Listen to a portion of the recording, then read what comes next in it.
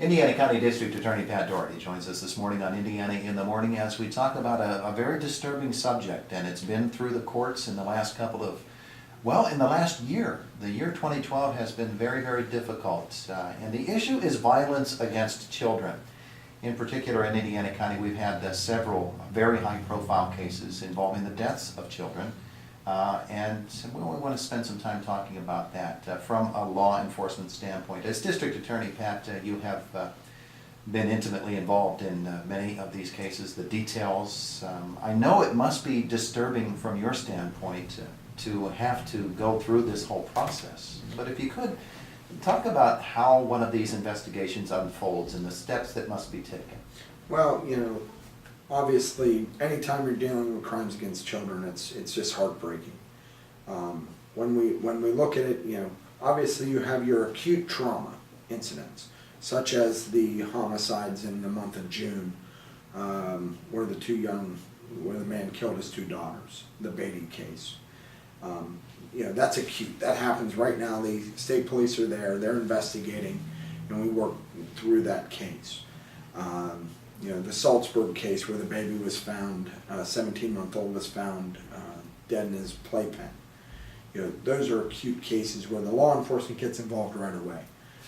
The cases that aren't so acute, that there's abuse over time, those are the harder cases. They're the ones that take a little more investigation, a little more time. Because a lot of times, this type of abuse happens behind closed doors, Todd, and we don't see about it. We don't hear it. So what happens is you're relying on the mandatory reporters, the school teachers, the guidance counselors, maybe pediatricians. And then they call us, and that's when the investigation starts on our end.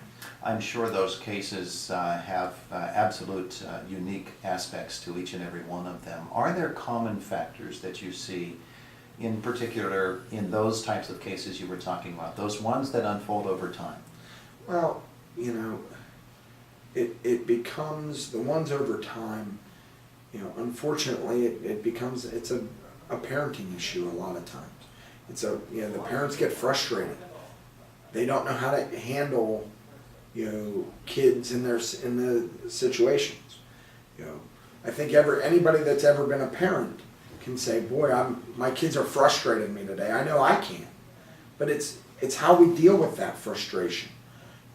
Are we able to pull ourselves away from the situation, take a couple deep breaths, or is it a situation where we're going to lash out, we're going to hit, we're going to yell, we're going to, verbal abuse. Verbal abuse is as damaging to children as physical abuse.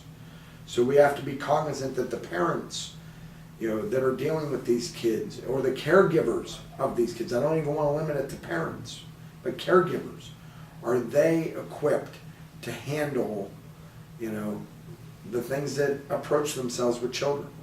The Joseph case out of Salzburg, the Broda case, which is being adjudicated in Westmoreland County but has that Indiana County connection. The case out of Blacklick a couple of years ago with the young man. Those were all cases where the father or the male caregiver in the relationship was left in charge of the child, and that child did not survive that encounter. Is this a generational thing with those gentlemen who are involved in those things, or can it be? Yeah, that's a great question. I'm not sure we have an answer for that. To broad brush it and say, hey, this is a male issue, I don't think is fair, because we've seen just as many female cases where they've abused their children. They may not have resulted in the death of the child, but serious injuries. But I think generationally, where I would say it is, what we're seeing is it appears that people are having children younger. And they're not equipped with all the things that you would hope you would have. And I don't want to sound elitist at all, but when you have young people having children, they're not financially secure. They're not secure in their housing arrangements. They aren't even secure in their relationships. So what we're seeing is children shuttled between residences. We're seeing children shuttled with different caregivers. Different boyfriends, girlfriends, these type of things, much more frequently than we did, say, 30 years ago. Now, I'm not saying abuse didn't happen 30 years ago, What I'm saying is, there's just more players in the lives now. And, quite honestly, divorces and split homes, or people that don't marry, is the norm more than it is the exception today. So I think all those societal factors have a play in this.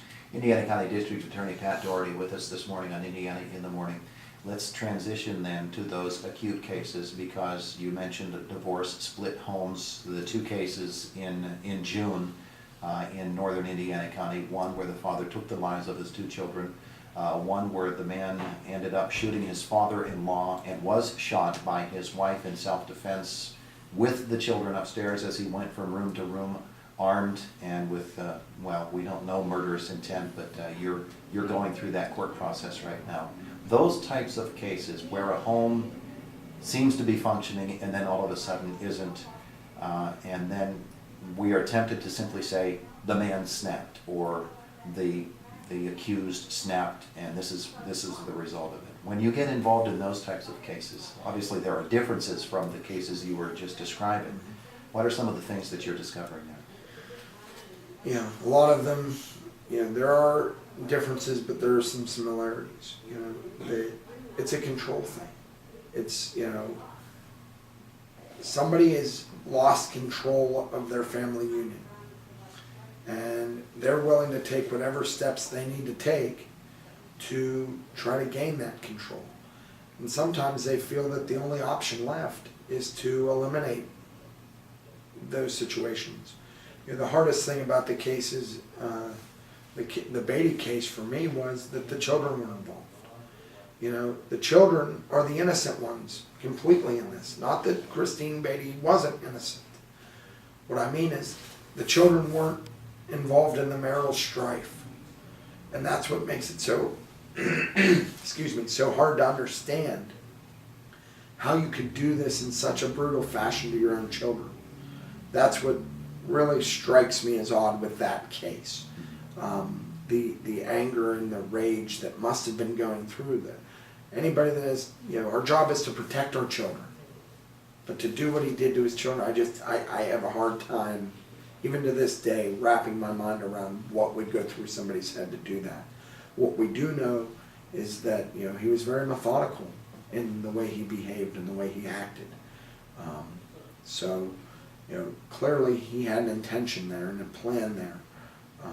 I wish we knew why people did this. It's interesting because I was reading a report that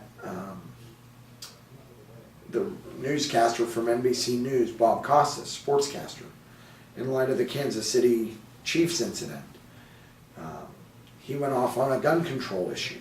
I'm not going to go that far. However, some of the points that he made are valid. I believe that you have a right to have a handgun, but unfortunately we've seen when these handguns are available, they can lead to unintended consequences, and consequences that you generally can't take back. So this isn't just an Indiana County issue, is my point. This is a national issue that we're seeing in this community and in communities all across the country, that